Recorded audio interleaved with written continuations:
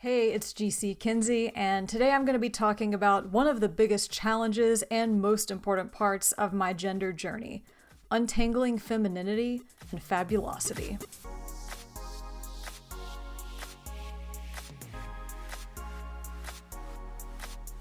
Have you ever started questioning a part of your identity and you think you've got it all figured out, but then there's just that one pesky little thing that doesn't quite fit? And it keeps throwing you off, making you doubt yourself, having you wondering whether you're on the right track after all?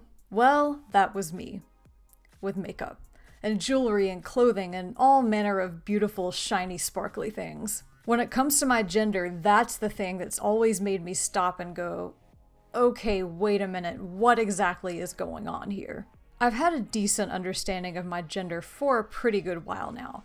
I know I'm non-binary, I know I'm trans, I know I'm gender fluid, and I know that no matter how much my gender kind of fluctuates in more of a masculine or a feminine direction, that it's still very much a non-binary gender at all times. I know that the pronouns I like best are he, him. I know that I get severe dysphoria from being seen as a woman. So why do I enjoy lipstick and false lashes and glitter eyeliner so much?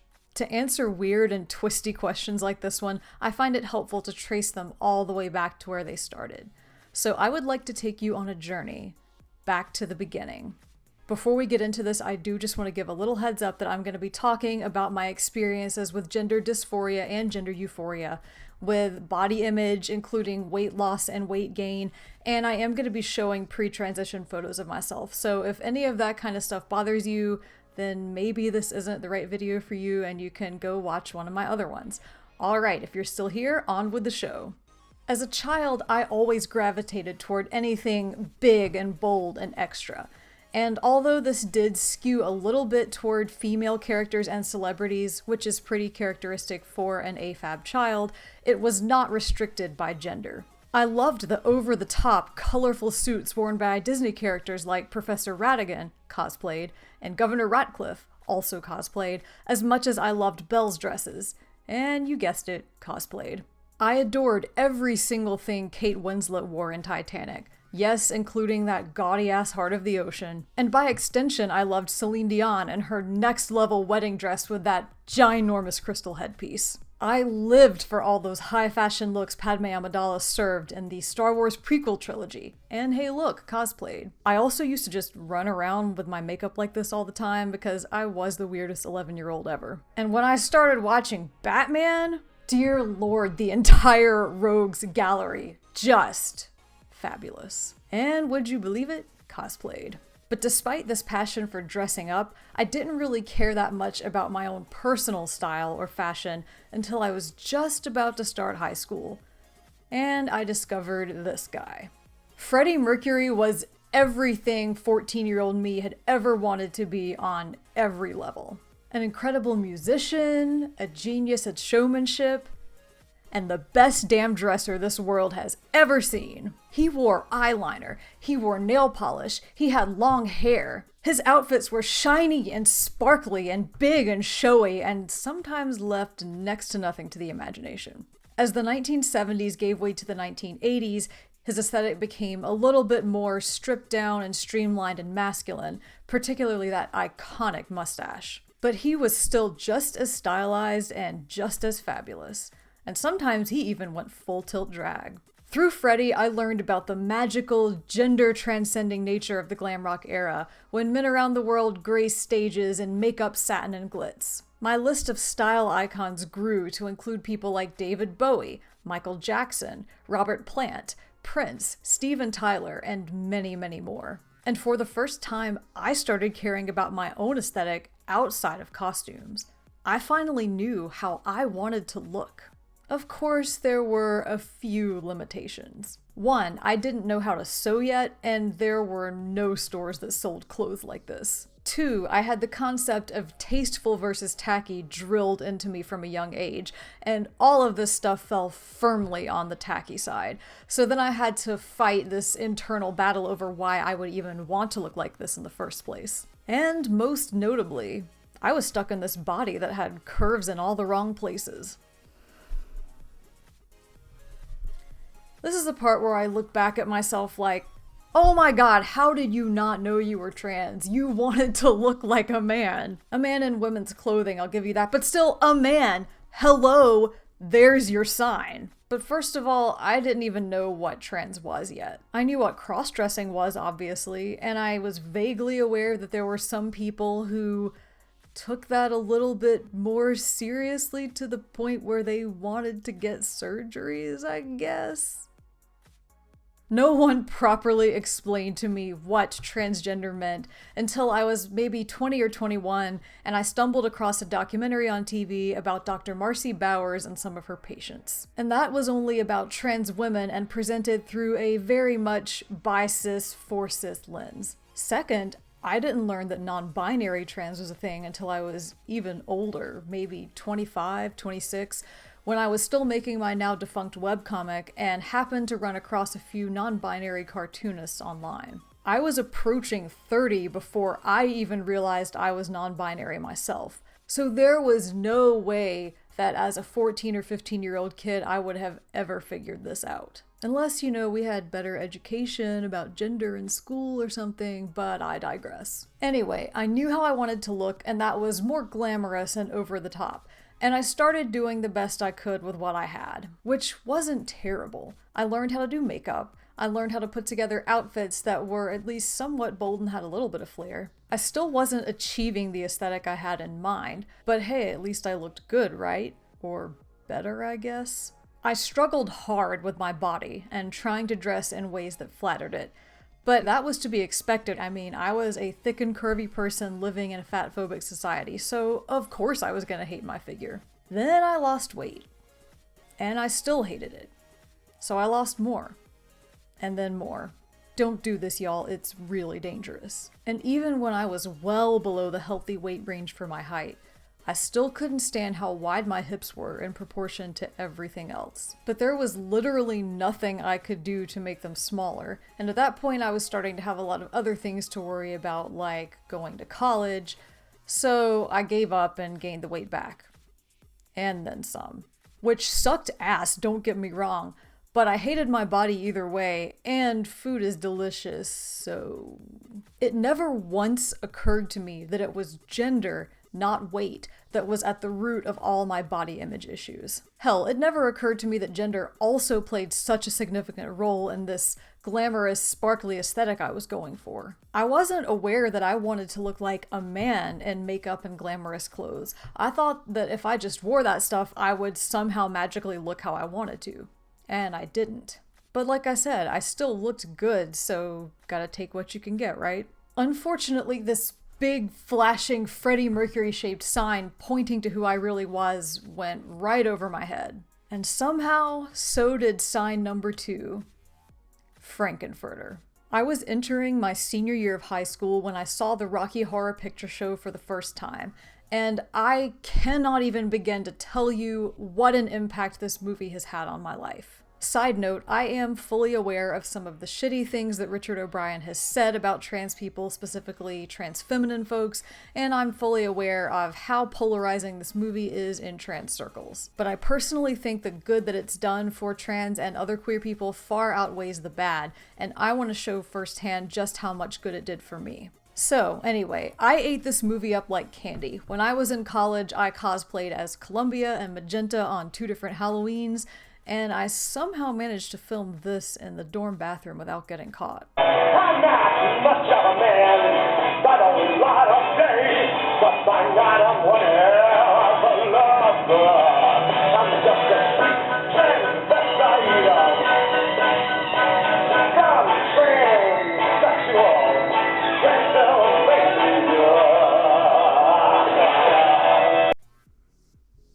I can't believe I just put that on YouTube. You know what? No, it's fine. I went to Shadowcast viewings. I went to every production of the stage show that I could find within a 200-mile radius of where I lived. I watched the movie over and over by myself and with my friends. Spoiler alert, over a decade later, I would finally make the Frankenfurter cosplay I had always dreamed of and wear it to my coming out shoot. And hey, Tim Curry even liked it. Rocky Horror is a formative film for me.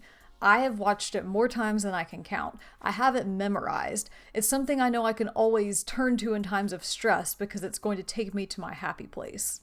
Since its release in 1975 and rise to cult classic status, this film has served as a queer awakening for countless people over the years. And it should have been that for me, right? I mean, if Freddie freaking Mercury couldn't crack my egg, then surely Frankenfurter could. Right? I will give Rocky Horror credit for one thing. Even though it didn't make me realize I was trans or queer in any way, it did kick off my broader interest in queer culture. In addition to the glam rockers of the 70s and 80s, I also started to follow more contemporary celebrities who were just as fabulously dressed and served as queer icons, such as Johnny Weir, Lady Gaga, and Tim Gunn. And I fell headfirst into the world of drag. During my college years, I started branching out from Rocky Horror to other films that also featured drag in some way. Some of the first ones I saw were Hedwig and the Angry Inch and Priscilla, Queen of the Desert, both of which feature characters who not only perform in drag but are also trans and talk about gender a lot, and yet somehow I still didn't have my own awakening. My only explanation is that it was because this was coming from more of a trans feminine perspective, so I couldn't quite relate. One of my best friends also introduced me to a filmmaker who would become one of my all-time favorites, the Pope of Trash, John Waters. We even got to meet him eventually in 2015, which was amazing. Many of John Waters' films, including Pink Flamingos, Female Trouble, and Hairspray, just to name a few, feature the drag queen Divine, who truly lives up to her name.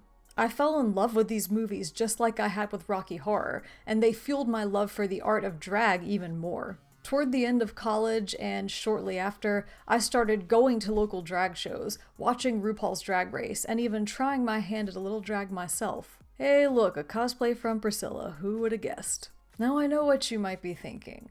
This is it, right? This drag thing has got to be what finally cracked my egg. Well, sorry to disappoint you, but still no. We're barely into my 20s at this point. We still gotta make it all the way to 30. Like I mentioned before, my early 20s were a time when I not only developed a greater interest in drag, but also when I developed a greater understanding of trans people and the difference between being trans and performing in drag.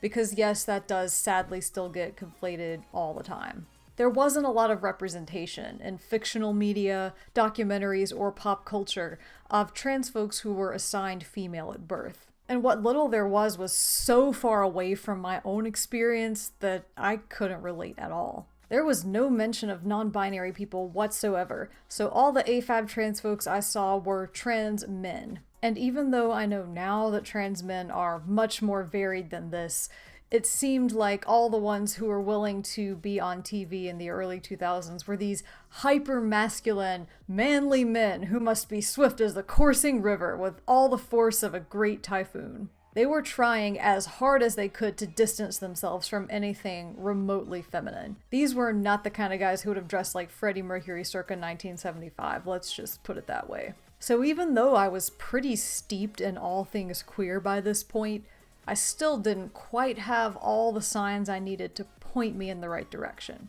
And in the end, it wasn't any of the glamorous, feminine-presenting gay men and drag queens I idolized who cracked my egg. It wasn't any of the trans and non-binary people I met through the comics and cosplay scene at local conventions. It was a happy accident involving fiber mascara. You know how Bob Ross always says, there are no mistakes, only happy accidents? Yeah, totally 100% agree. I have another video that explains what happened the first time I wore a beard, so rather than repeat all that, I'm just going to link it here. But the TLDR version is that I got all bearded up for the first time, and I experienced gender euphoria. And even though it took me a while to figure out what exactly that feeling was, it changed everything. So fast forward a couple of years of questioning my gender later, and we finally circle back around to the original question. If I really am any kind of trans, then why do I still enjoy feminine things like putting on makeup and painting my nails and wearing all of these sparkly, fabulous outfits? When you start to question your gender, there can be a lot of pressure, both from outside and inside the trans community, to get the answers right. And when it comes to medical transition, I can understand why that is, because some of the things that you do have permanent effects, so of course you want to make the right decisions about that kind of stuff. But on the other hand, that level of pressure can really get in the way of your progress. There are also a lot of issues around representation, like I mentioned before, such as a lack of variety in which trans narratives and transition paths are popularized, an imbalance of visibility where trans women are more visible in media and culture than trans men or non-binary people, a need to make trans stories palatable for cis people so they think we're just like them and not freaks of nature or whatever. Yay, respectability politics. So what happens is that as trans people, we get hit with a lot of messages that the right way to transition is to know that you're trans from a young age. Transition as young as you possibly can, preferably before puberty, so that you can pass as a cis person. And by the way, you'd better not have a single doubt about any of this. Yeah, no, none of this fit with my experience at all. If you don't see people transitioning outside of the binary of man and woman, if you don't see trans people whose goal isn't to pass as cis, if you don't see trans people who take different alternative paths to transitioning besides going the whole 9 yards with every medical and legal option available, if you don't see any trans people like you, how can you know and trust that you're really trans? Fortunately, the internet exists, and I used that to seek out the representation that wasn't being put in front of me. That's how I learned that non-binary people are a thing, that you can be transmasculine but present in a more feminine or androgynous way, that there's no one right way to transition. And this was important because I finally gained language for what I was feeling. I understood myself better than I ever had before. And most importantly, I learned that I wasn't alone. Even so, I still got tripped up by the whole femininity thing. And I think that's because for me, it goes deeper than just styling and clothes in some ways. There are 3 major things that, as of the time of filming this video, I don't plan to do as part of my transition. And those are cutting my hair any shorter than this, getting top surgery, or changing my name. The overwhelming majority of people I know who are transmasculine or somewhere in that spectrum have done or are planning to do at least one of those 3 things. Or if not, they don't wear makeup or skirts or jackets that look like this. So even though I knew I wasn't a binary trans man, I still kept getting hung up on this femininity thing and asking myself, am I trans enough? If I don't plan to give up the makeup and the clothes and the tits and the hair, if I've learned to look good in the body that I have, why not just be a woman? The thing is though, I tried that for years, for decades even. I tried really, really hard to be what I thought a woman was supposed to be, but the more time that went by, the more it felt like trying to shove a square peg into a round hole. And the harder I tried to shove in that peg, the more stressful it became. I can't just be a woman because I'm not a woman. I'm a non-binary, gender-fluid, genderqueer, trans-masculine person. And I feel severe dysphoria from being perceived as a woman, both by others and by myself in the mirror. So how do I reconcile that dysphoria with the more feminine aspects of my personality and presentation? Sometimes it helps me to look at questions like this from a different perspective. So here's how I reframed the issue. What if this isn't about femininity at all? What if it's about fabulosity instead? If we think back about where this all started in childhood, you'll remember that I said my gravitation toward all things big, bold, and sparkly wasn't dependent on gender. My role models, whether they were fictional characters or celebrities, existed across the gender spectrum. And most of them, including Freddie Mercury, Frankenfurter, and the many drag queens I've admired over the years, have actively used their style to queer up gender norms. Long hair, makeup, jewelry, nail polish, high heels, any clothes that aren't made from sort of boring, neutral fabrics are all associated with women in Western culture. But that's not universal. And you can find plenty of examples throughout history of people who were not women wearing these sorts of things and not breaking any sort of gender norms for it. So who's to say this aesthetic actually is feminine? Furthermore, if cisgender men can adopt this aesthetic without being seen as women, then why can't trans men and non-binary people? The response to cis men wearing so-called women's clothing can range anywhere from bullying and harassment to praise for their bravery. But trans men who do it are told they must be faking. Transmasculine non-binary people are told they must be confused. Our genders are invalidated by how we present ourselves in ways that cis men's just aren't. And why? Why does this double standard exist? More importantly, why am I buying into it?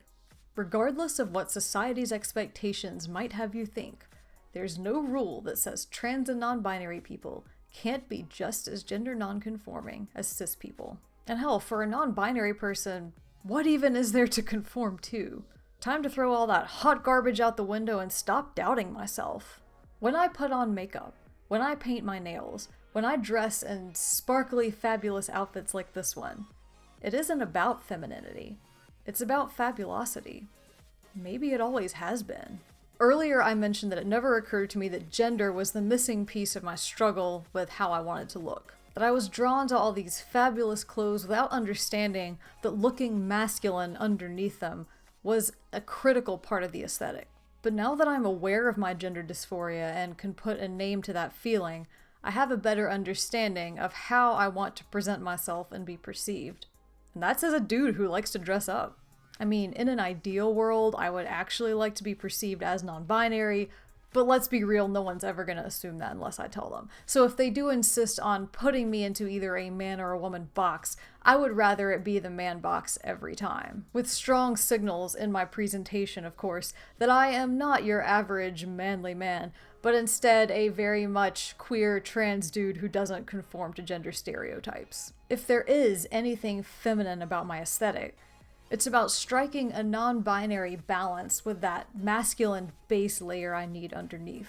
Reframing all of this as fabulosity rather than femininity has made me much more confident in acknowledging that I am trans, and much more certain about how I want to transition. It's eroded a lot of my fears and doubts about whether I'm doing the right thing. So not only is fabulosity a helpful solution to this problem I've been facing, but also a much more accurate description of my ideal gender expression, which, by the way, I like to call glam-drogyny.